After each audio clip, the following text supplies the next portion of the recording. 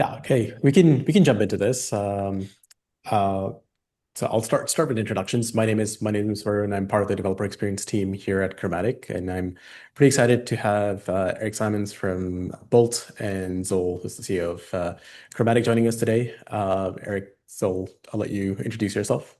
Yeah, I'm Eric. Yeah, I'm you go. the, or did you say Eric? Introduce No, yourself. yeah, Yeah, please go go for go it. for it. Oh, yeah. So I'm Eric. I'm the co-founder and CEO of Bolt. If you haven't heard of Bolt, it's the fastest way to take an idea and build a full stack web application. So if you go over to bolt.new, you might have heard of StackBlitz, which is the original company that made Bolt. If you're in the developer world, but Bolt is like a very it's like a power tool in the world of vibe coding tools. It's we've really designed it to be able to actually make production grade applications. And so kind of the nature of our collaboration with the Chromatic Storybook folks is, if you're using Bolt in an environment, for you actually have real products that you've shipped, design systems around them. Bolt is actually one of the only products that actually can ingest your entire design system and actually ship prototypes and products that are actually on brand using your production components that you use in your own products. So is that in a nutshell? That's what we're up to with Bolt and who I am. Thanks, Eric. And I'm Zol, CEO and co-founder of Chromatic. I have a kind of software engineering and product background, and so yeah, kind of here to help showcase Chromatic and to an extent Storybook, the platform that we kind of maintain to help you all build and review and ship and test high quality components. Thinking about, yeah, pretty excited for this. It's a little bit different than stuff we usually do. I think it's at this point it's like it's hard to ignore agentic coding is here, and there's a lot of different flavors of it. We've touched on working in tools like Cloud Code and Codex previously, but with Bolt, it is a different approach. It is a much more sort of hands off approach. So I kind of want to start there. Eric, could you tell me a little bit about what's the inspiration behind Bolt and who's the target audience they're going for? Yeah, totally. So when we originally built Bolt, um, we were trying to just build something that we ourselves, like we're a team of developers building a web-based IDE. We just wanted a way to imagine like ChatGPT, but it actually was wired up to a dev environment, so you can just tell it an idea of something you wanted to go build, and it would just go and auto magically build it for you and actually have it running there. And then you iterate on it by actually just like prompting, right? And obviously that now is like a very common pattern, but like Bolt was really one of the first products that actually brought that to market. And after we launched, like what we saw is that it not only has been amazing for developers. We have a lot of developers that use the product today that are going and like rapidly prototyping, typing out different UIs and pages and that sort of thing. But it also then enabled like uh, people that are adjacent to the development teams, like PMs or designers, to actually go and actually build software, so to speak, themselves, right? And so that's we today when we build functionality in Bolt, we're really thinking of everyone from developers to designers to PMs, and enabling everyone to go and actually construct great digital products. In a way that was like faster than ever possible before. Right. That makes sense. So I should say a little bit of housekeeping today. If you all have questions as we go along, please feel free to use the Q&A tool. It just makes it easier for us to track stuff. If you drop it in chat, I'll try to keep an eye on it, but definitely recommend the Q&A tool. So what we're going to do today is I'm going to demo the Bolt and Chromatic workflow. So we'll sort of go through how do you prompt to build something with Bolt, and then using the GitHub integration that you all have, using that to combine with Storybook and Chromatic to add a layer of visual and interaction testing on top of that. So kind of the whole Chromatic UI testing workflow on top of that. So as I dive into that, uh, I'll start by showcasing a little demo project I made. Obviously, the World Cup's happening right now in North America, very much top of mind for a lot of folks, including me. So that was my idea. Why don't I build a little dashboard with Bolt?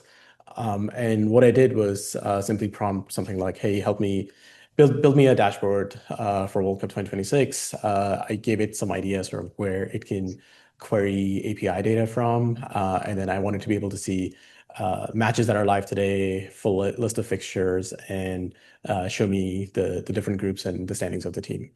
And to be honest, like right out of the bat, it did a pretty solid job with the UI. Like it's pretty polished UI in one shot. And then I went back and forth a fair bit to sort of tweak the features a little bit, or swap out different APIs, or add caching and things like that.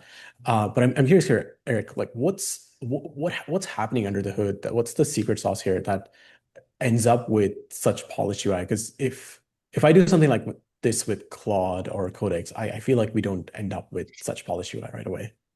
Yeah, for sure. And like I think there's kind of a number of things. Like one is that we have like very well tested evaluation suites for browser testing and that sort of thing. So like when you're actually building stuff on Bolt, it's like it's constantly like looking at the actual UI that's coming out, making sure that it like looks great.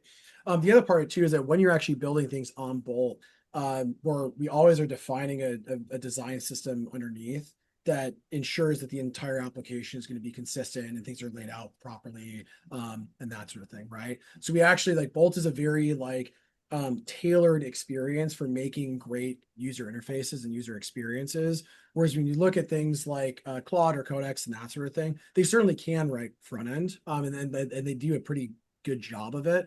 But they also have to like write back end, and they have to write COBOL and whatever, right? And so they have a very broad range of things that they have to support, whereas we're able to really laser in and just very specifically focus on making great user interfaces and experiences. Right. Yeah, so I can walk around the app a little bit. There's the today's view. In the fixtures view, I can kind of go through and see past matches that have happened, the results for them, the future matches, and in the groups view, I can see the standings for all the different teams. And Eric mentioned about the underlying design system. So if I jump into the code, you'll notice that like it does break stuff out into components that are like a pretty decent sort of um, level of uh, sort of slicing up the UI into components. I think header was the only one where I was like, hey, this thing can probably be a component, just pull it out and turn it into a component. But overall, it did like a pretty good job of creating reusable chunks. And that's where I kind of want to go to use all. If we talk about with this agentic AI, I feel like validation is a pretty crucial piece. And with Chromatic and Storybook, we've taken a very different approach to testing, even before agentic coding was around. So I'm kind of curious Mm. to hear from you. Like, what's your take on using, focusing on that component level for testing and then scaling that up to the whole app? Yeah, absolutely. I mean, AI, as we know, can be a prolific, but sometimes, maybe often, unreliable teammate. And so when it's generating lots and lots of code, making lots and lots of changes, our job as engineers is shifting to like reviewing that code and deciding whether that code is shippable and whether it's doing the right thing. And so I think, yeah, validation is turning into a big part of the software development life cycle. And Chromatic has sort of somewhat of a unique take on this. It tackles a review problem from the user's perspective, but at a very granular level, analyzing what changed and look and feel of applications and kind of presenting those changes for you to be able to like look through them. And as Varun was talking, I was just thinking when he asked the AI to kind of refactor that header into a different component. That's one of those cases where it could have gone off the rails and done something really weird. So wouldn't it be great to see exactly what changed after that prompt, just to make sure that there aren't any unintended consequences, and also to have a faster sort of validation with its work. Yeah, absolutely. So in this case, I know Eric mentioned that we had done another webinar with the Bolt team. So I dropped a link to that in the chat here. But essentially, in that one, we kind of talked about how Bolt allows you to pull in your design system from other sources like a Storybook or a GitHub repository, and then use it to build whatever you're prompting within Bolt. But in this case, because I had prompted the whole app within Bolt itself without an underlying design system, I wanted to get that layer of stories in there to make sure that we can have those quality checks on top. So what I did was I dropped in a prompt that we kind of recommend on the Storybook website now as an onboarding mechanism, simply saying, "Hey, set up Storybook for me with npm create Storybook at latest," and follow its instructions precisely. And then Bolt sort of took it over at that point, ran through the whole setup, and installed Storybook and added a few dummy stories. And then I followed it up with, "Hey, there's a bunch of components in the components folder. Can you write some stories for it?" And it did a pretty decent job. Like there's stories for all of these components with appropriate mock data. And yeah, like in most cases, like these components are relying on information that's coming from an API. But like Bolt did a great job of just mocking that out within the source itself, or mocking the API layer using the MSW add-on, the mock service worker add-on to return stuff data and get to a pretty reasonable place relatively quickly. And then that's kind of what we're going to build on top to integrate with the QA layer, and that whole thing is powered by this integration with GitHub.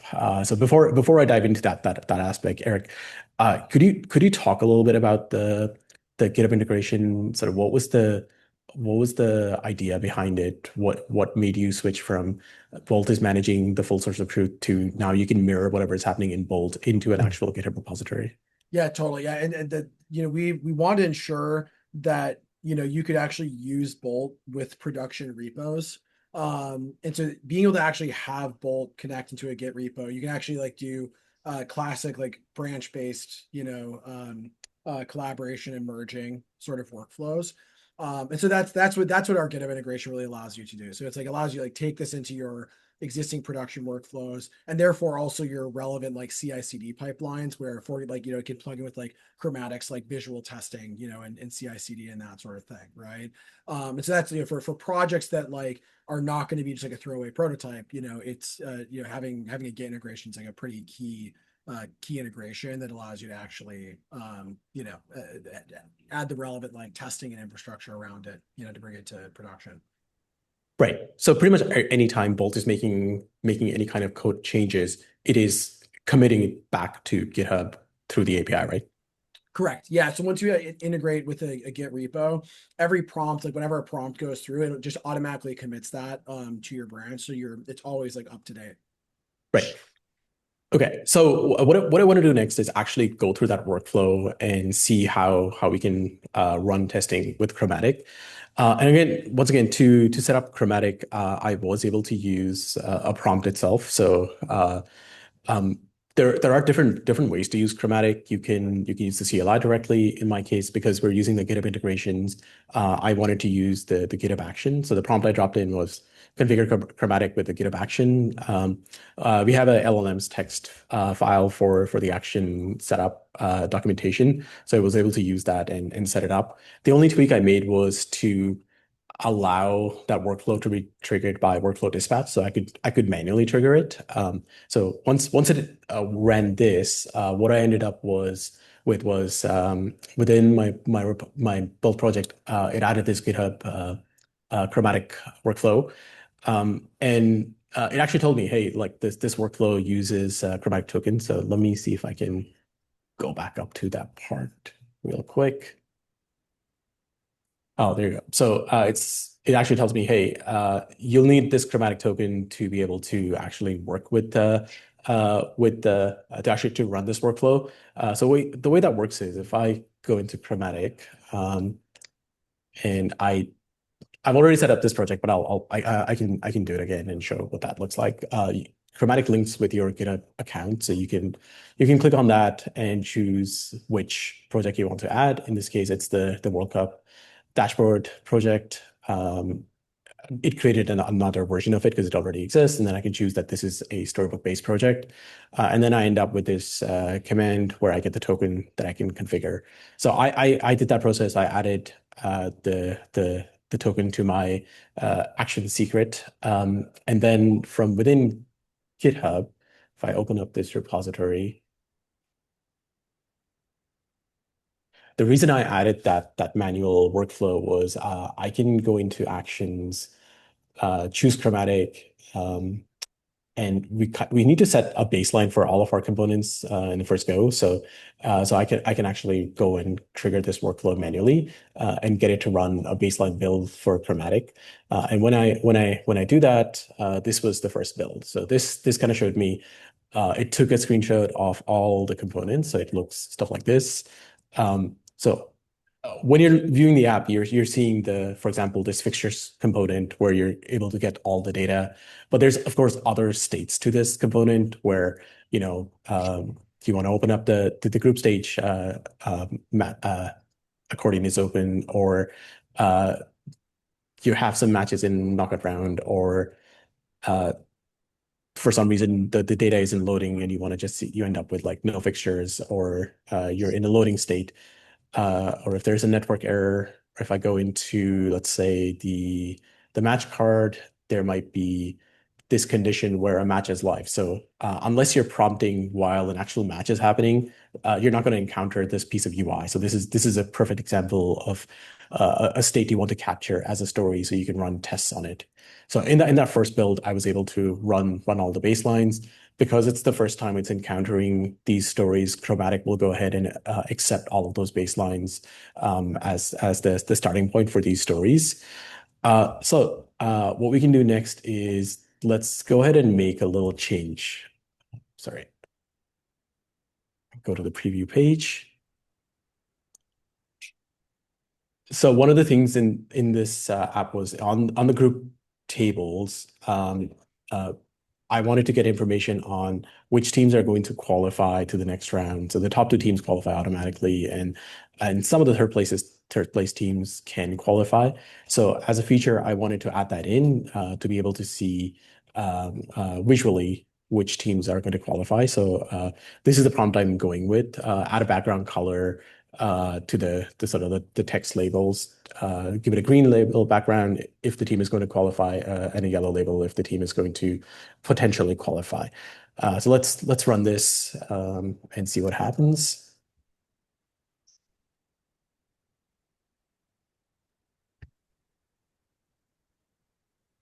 So this is going to take a minute or so to run. While that's running, um, I'm kind of curious, Eric. You mentioned that you're seeing a full spread of like folks from PMs to devs using this. Um, that's definitely something I'm noticing in Chromatic too. A lot of PMs are now being able to prompt stuff. And if you have access to the company's design system, then you can get there really fast. Are you seeing a trend there? Are you seeing folks start off in Bolt and then taking stuff to production? Oh yeah, absolutely. I mean, this is like the primary reason folks use us is that whether and it's you don't necessarily even need to be in your production code base. You can just go and make prototypes in Bolt based on what your product looks like, especially if it's using the same design system. You can basically create a skeleton app in Bolt that you can build a prototype on top of, and then when that's ready to rock, you can hand that to your engineering team, and they can go and use whatever coding agent they use to actually extract the components and kind of product spec you've made into the actual implementation in the production code base, right? Right. Yeah, that totally makes sense. So the prompt completed, you can see now the UI has updated. We get these highlights where the top two teams are have that sort of green coloring to it, and the third place team has the yellow coloring to it.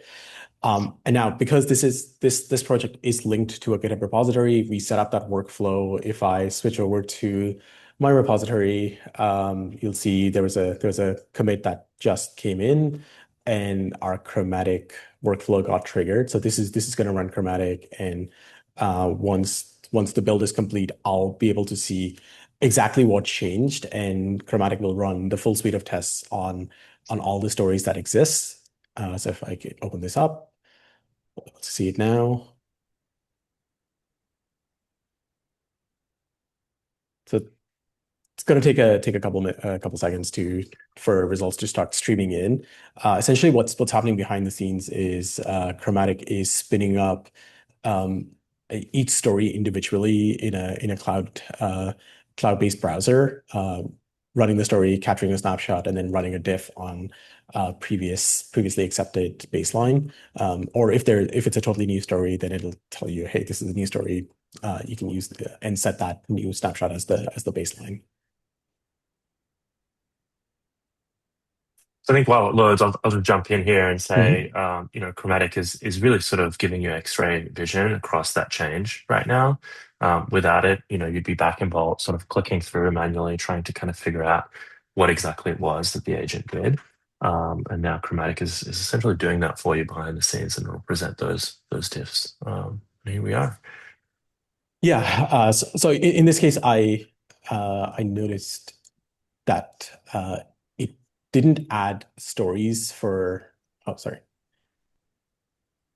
that new feature that we put in. Oh, sorry, never mind. I had not accepted some baselines from my testing previously, but this is the bit that we really care about, where you can see the group stage table previously did not have the highlighted group rows, but now it does. So this is a great example of where um, again, like depending on when I was building this dashboard, I might not have this information, but with stories, because I was mocking the data, I'm still able to see this information as we go through and test stuff. So This is insanely cool, by the way, just to see like the interplay between Bolt and Storybook. I mean, this is insanely valuable, like to have this like built in, especially like a non-developer too, like using this, like having it actually be able to like catch, like the different how the UI has changed over time. Super cool. yeah, absolutely. So this was a fairly straightforward change where it was limited to essentially one component, one page. But if I'm working on a bigger change, let's say right now the UI is fully dark, but if I wanted to add a dark mode, light mode to the whole thing and let the UI user toggle between the two, um, if I was to sort of mirror the developer workflow, I would work off a branch and make that drastic change and then merge that change back into the main branch. So that is something that Bolt does allow you to do. So I can go ahead and create a new branch. So let's say, uh, let's call this dark light mode. Um, it's going to create a new branch, and this just works off of main. So that's a starting point, and whatever I do here, it's not going to impact main right away. So let's drop in another prompt. In this case, I wanted to add a light theme to the dashboard, apply to all components, and add a button that allows me to toggle between the two. And then I'm mentioning a couple more things. So Storybook has a really cool add-on ecosystem, and one of the things it allows you to do is switch between light and dark themes if you have those enabled on a component. So or whatever types of theming you might have more than two values. And then Chromatic kind of builds on top of that using a feature called modes, and I'll come back to that shortly. So I'm kind of prompting both to handle both, where not only do I want it to implement the light and dark mode, but also wired up with stories and chromatic, so we're able to go through the whole flow and test both light and dark variants of all the UI. So I'll get this going. While this is running, Zol, could you talk a little bit about mode? Sort of what's the idea behind that? Why, there's a bunch of global level configuration that lives outside of a component that impacts it, and how modes enables you to test that. Yeah, yeah. I mean, modern user interfaces and modern front end teams are drowning or swimming in this sort of world of complexity where you have, as Varun said, light and dark themes. You have different viewports. Maybe that kind of reconfigures the way components look on different devices. You've got internationalization. And that's just to kind of name a few of the sort of axes, right? And so you end up with a combinatorial a challenge there when you're developing to make sure that everything is going to look right and feel right across all of those different variables. And so that's where kind of the modes feature steps in. It's a core feature in Storybook, and Chromatic supports it out of the box, which means that once you have kind of all of this wired up, you can continue doing your development and just make sure, essentially validate that all of those combinatorial states are sort of coming up at the other end of your development correctly, right? Otherwise, you're either flying blind or you're having to do all this laborious manual work to kind of, drive the UI to kind of switch and change everything around. Yeah, totally. That makes a lot of sense. So I'm not going to make you all wait for this prompt to complete because it's a bigger task. Going to use a little bit of TV magic. I ran this prompt on a different branch earlier, so I'm just going to switch to that and show you all what the final result looks like. The Git integration in Bolt is super cool, by the way. A lot of these tools that are kind of making it easy to do development just forget about this very key cornerstone of the developer workflow around using branches to build features, and I love the way this works. So yeah, hats off to you guys, Eric. Thanks. Yeah, it's definitely like I remember when we first landed, it was like kind of felt like magic, just having it automatically sync to the Git repo. Yeah. So Right. So this is the prompt that I ran earlier for me. You can see it has the light and dark mode now. And the same thing happened kind of behind the scenes where when this was committed to the repository, it triggered a build within Chromatic, and this is the build that kind of went along with it. And what you'll see now is these are so at top level components underneath all the different stories for that component. But within each story, there are two versions now. There's a dark variant and a light variant. So as I go through each story, I can kind of see, hey, this is the same table, but in a dark and light mode, or jumping to, say, the header, you kind of see the dark and light variants of the header, or the match card. I think the light one is probably my favorite. The dark and light variants there too. So this is another example of where if you're prompting away, you're probably not toggling between the light and dark state all the time. And as you make those changes, you have the back stuff of Chromatic there to see what exactly changed, and fall back on that. I want to dig a little bit into the code to show what's happening under the hood here. Actually, at the same time, I will also pop open the Storybook to show what this looks like in Storybook. Um, so let's say if we're in the match cards up top here, this is what the Storybook Themes add-on does, is it lets you configure how many themes that your application supports and allows you to toggle back and forth between them. So depending on whatever sort of theming library that you might be using, whether it's some kind of CSS and JS solution or Tailwind, they all kind of have different mechanisms to switch between dark and light modes, and they're able to hook into the add-on and read the state of the add-on, and based on that respond to which version of the CSS is loading up. And then in Chromatic,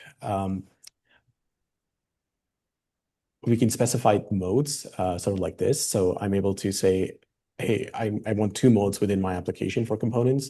One that sets theme to light, the other one that sets theme to dark. And these are values that are passing into Storybook. So they have a particular meaning. The theme one maps to the theme add-on.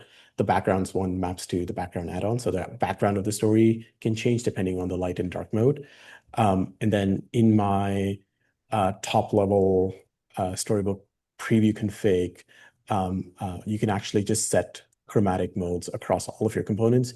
You can set them for specific components if you want, specific stories if you want, but in this case, since the entire application supports a light and dark mode, we can just apply it at the application level, and that way it's extended to every single story within your storybook.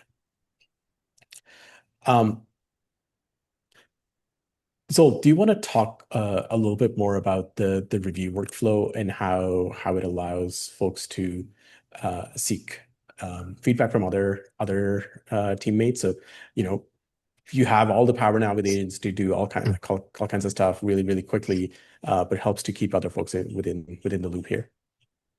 Yeah, absolutely. So Chromatic is designed from the ground up to be multiplayer, and it has one of the sort of key ways that can happen. I don't know if you can get to a build that supports this rune, but you can navigate to a story or a diff rather. Um, Yes. Sorry, let and me I'll talk about UI review in a second, but I was just going to show the pin, the dropped comment. So you've got you can start a discussion there around the change, or you can drop a pin on a specific area on a change. So that's the tool really that sort of drives collaboration. And what it's designed to do is give folks that are all kind of working on the same thing a way to really kind of validate whether a change is right, right? As we know in the design to development workflow, there are oftentimes kind of design elements or UX elements that are not specified, right? So the team is free to kind of figure that out on the fly. We don't have 100% design coverage on every single state, every single component, every screen, and so everyone on the team, of course, using their best judgment. And then at the end of the process, or kind of midway through the process, folks can sync up and say, "Hey, is this right? Right? Like there was this is the spec that we're all working towards, and there's a gap in the design, and I kind of ran with this particular solution based on what else is in our application, our themes, and to kind of loop in other folks on the team, designers, or maybe even product people if we're talking about interaction, to really kind of ask like, hey, should we accept this as the new baseline, or really should we ship this kind of version of the feature, or do you think we should change the way it works? And Chromatic has two main modalities to do that. One is in the testing workflow. This is what we're looking at right here. And then the other one is a UI review feature, which presents more of an analog to GitHub's PR review, where Chromatic compares between the head version of the main branch and then the um, latest commit on the feature branch, and tells you exactly what the impact of merging that PR is going to be. Yeah, so this is the UI review screen. Like Zol said, it really mirrors the GitHub PR review workflow. So in this case, often like the tests are great for developers to kind of see if there's a change there in the UI that's intentional or a regression. With UI review, it's more about pulling in PMs and designers to get qualitative feedback. Like, is this the direction we want to go in when it comes to the UI, or do you want to um, kind of go more, like have a different idea? Do you want to tweak the UI, or work through some of the little pieces of feedback uh, based, which isn't really about like I see a pixel diff. It's more about sort of a sense of taste or brand alignment and that kind of stuff. And so usually the way this works is you kind of you assign a reviewer, so someone else on your team, and once they give you the go ahead, this reports back to GitHub as a status check, and you can continue. If they request any changes, those get tracked as checklists on the PR, so that kind of blocks before this gets merged. So I should show that piece of workflow once too. So. Um, with Bolt, we are sort of creating two different branches, and at some point you want to merge them in, and you use Bolt doesn't make you merge them within Bolt itself. You kind of go back to GitHub to go through the usual workflow. So if I create a pull request here, because Chromatic's already run a few times, you'll see that the status checks are reporting back. We accepted all of the stories, so that those get approved. That gets the check mark, but we just created a new, oh, sorry, this is for Storybook publish, and we didn't accept the stories yet, so that's the check shows up. And if we had UI review enabled for this particular branch, then you would see UI review as part of the checklist too. Um, yeah, that's kind of the core workflow I wanted to touch upon today. One more thing I should mention is so far we've only focused on the visual aspect of things, making sure that the UI looks the way you want it to. But of course, there's interaction baked into it in this application too. As you switch tabs, you should be seeing different parts of the UI, or if I click on the accordion, I want to be able to open and close it. So that can be tested within Storybook and Chromatic too. Storybook allows you to write essentially interaction tests using standard Jest testing tools like Jest, VTest, and testing library. And then Chromatic will run those for them and run those in the cloud browser too. So that can be done by writing something like this. Hey, use a play function, which is the storybook terminology for an interaction test to test the accordion with fixture so that when you click on it, it opens and closes. And again, I pointed it to some documentation for the interactions that we have within the Chromatic docs. And once we run this, I have this sort of pre-baked. This is an example of a test that Bolt generated for me. So on the right is the interactions panel, and it kind of visualizes the test that was generated. If I go all the way back and kind of step through it, you can see one of the accordions is open, so it's going to go and find that particular accordion within. It closed one accordion and opened up the other one, and then goes through and closes all of the accordions within this story. So this is a great example of actually verifying user interactions. So again, the kind of stuff that you're probably not manually doing on every single prompt. So having this check behind the scenes allows you to verify that the app continues to work the way you want it to. So would you like to touch on interactions? And another piece was accessibility, which I didn't cover right now. Yeah, there's a lot to cram into in an hour when you're demoing two tools like this. But yeah, just really quickly, obviously it's sort of front and center of Chromatic is the sort of visual testing and review piece, but there is also support for interaction testing, what Varun just showed, and that's a core feature of Storybook, and Chromatic will run those interaction tests as well, obviously alongside the visual tests. And then a key feature that we added last year to the platform is accessibility regression testing. And so Storybook has accessibility testing via the accessibility testing add-on. And the other thing Chromatic will do is regression test those accessibility violations. So it'll make sure that your the features that you're adding, the changes you're making aren't taking you backwards in your accessibility posture. And then, of course, the platform as a whole gives you ways to improve the accessibility of your application. So it's what we found is, for teams, it's really important to work on accessibility, as you go. So it's not just an annual task that the teams do, and they're kind of flooded with all of the accessibility violations that got introduced for the entire year, and then they kind of have a big detour to kind of qualify for VPAT or what have you. So with Storybook and Chromatic, you kind of make sure that you're either improving or at least not regressing your accessibility posture as you go. Yeah, absolutely. I also saw within Bolt itself there are some cool accessibility skills baked in, which was very nice to see because I feel like that's another thing that a lot of agentic coding tools tend to be behind the curve is having accessibility or accounting for accessibility. Definitely, yeah, yeah. It's something we focus a lot on is like just including best practices out of the box. And I mean, especially for like folks that have not been building web apps themselves, right? Like designers, PMs, etc. I'm sure there are many people that are PMs, designers that have built websites, but there's a lot that have like not actually written code by hand before, and it certainly haven't done it to the degree where they've gone to the areas where accessibility kicks in, and so having that just kind of built in and just very turnkey is it just makes it easier for them.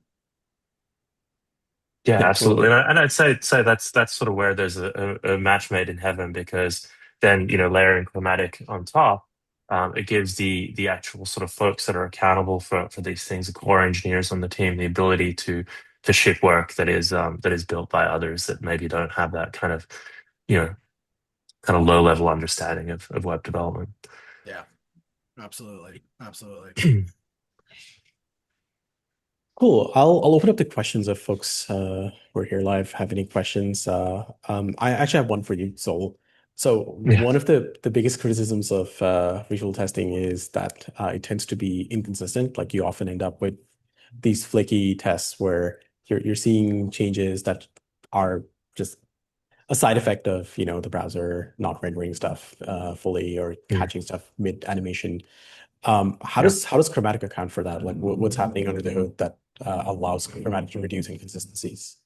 Wow, we have spent an inordinate amount of time on this in the platform, and the end user experience doesn't necessarily show how much work we put into reducing flake and inconsistencies. And part of the challenge starts with developers making sure that when you have things in the UI that change, such as dates or other kind of dynamic text, those are either fixed in place, right? Dates are seeded, or what have you. Sort of that's something that you can do in the code base.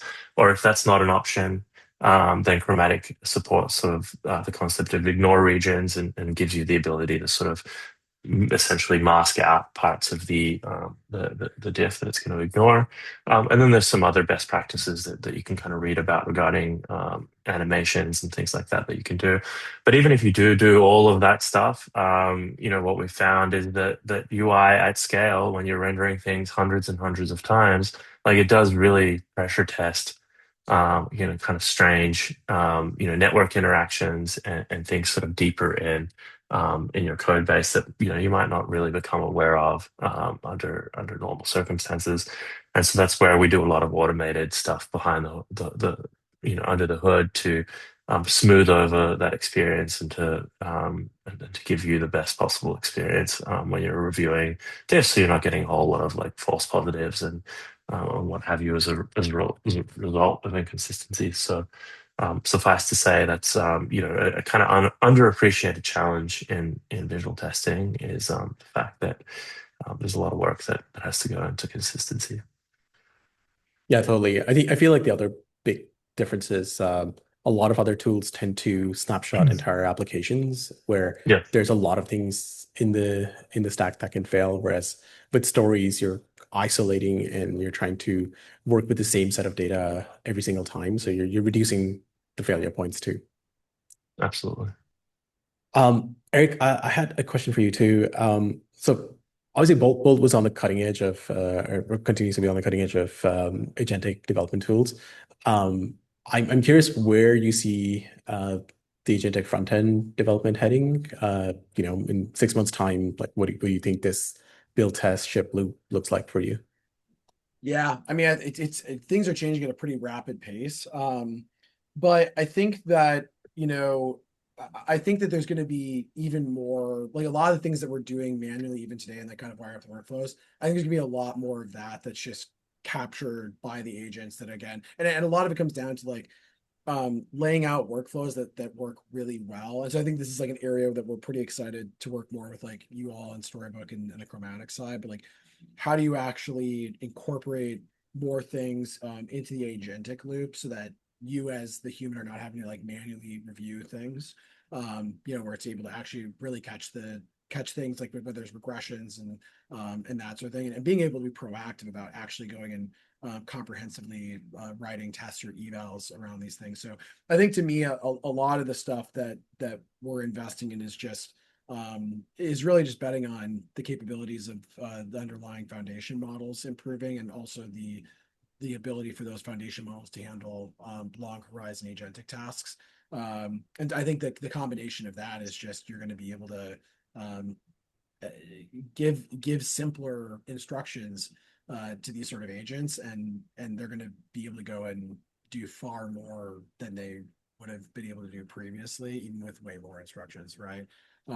So I think to that end, it's like I think what I'd be constantly looking out for is things where you're manually having to get involved in the inner loop of solving for things. Like how can you kind of expose those to agents and or like kind of incorporate them into the agents loop or workflow. Those are the main areas that we are constantly kind of looking for. That totally makes sense.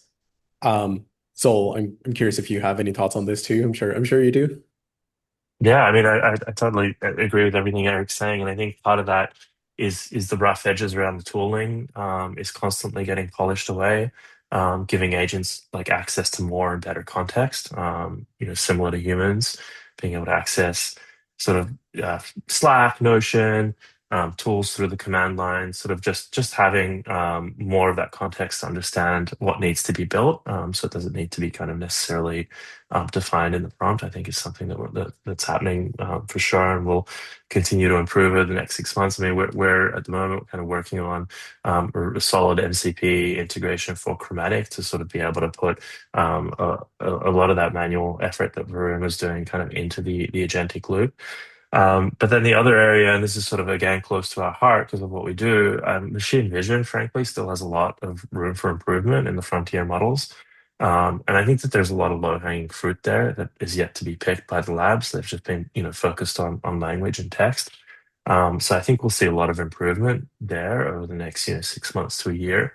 And that'll power, we'll sort of be able to kind of surface that to you all directly through our products in terms of, more and more automation in terms of what the agent can, or, what Chromatic can see and how much it needs to involve the human in kind of very simple changes that it can determine are okay.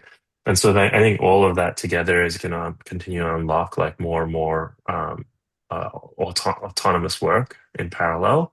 And it's going to make our jobs as humans, frankly, kind of more challenging. We'll have more stuff to review as it's, coming down the pipe.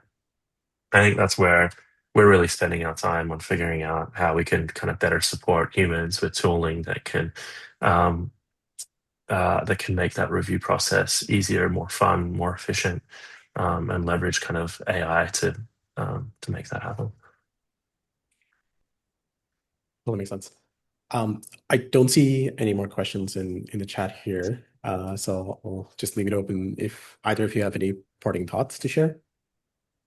Oh, I'm super excited to hear people's feedback. I mean, Mm. yeah, we've been doing a lot of work on making Storybook work really well inside of Bolt. So please give it a shot. If you have any feedback at all, you can email me, eric@bolt.new.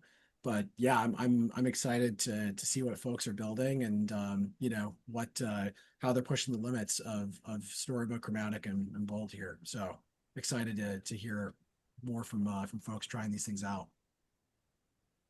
Yeah. Thank you. Thank you both for joining. I should say, Eric, this was probably the most fun I've had doing a demo or building out a demo for one of these webinars. So thank you for Awesome. that. I think it's fun just being able to prompt something that I actually wanted to use. So yeah, Mm. thank you. Heck All yeah, right. awesome. I love to hear it. Yeah. So thank you Cool. for having me. Thanks This has to been a thanks blast.